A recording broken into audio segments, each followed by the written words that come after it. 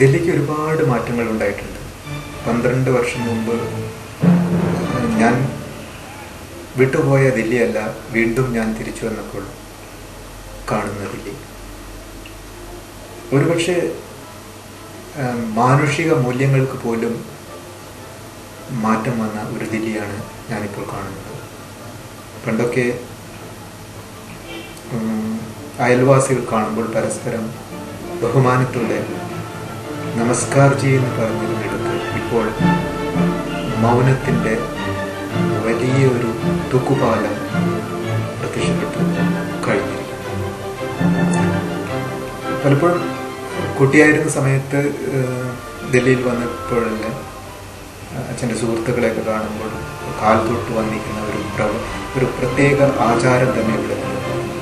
പക്ഷെ അതെല്ലാം ഇപ്പോൾ മാറിക്കഴിഞ്ഞിരിക്കുന്നു. പുതിയ തലമുറയിലെ കുട്ടികൾക്ക് ബഹുമാനം എന്നുള്ള പദത്തിന് വേറൊരു തലത്തിലേക്കുള്ള ഒരു വളർച്ചയാണ് ഇന്ന് കാണാൻ കഴിയും.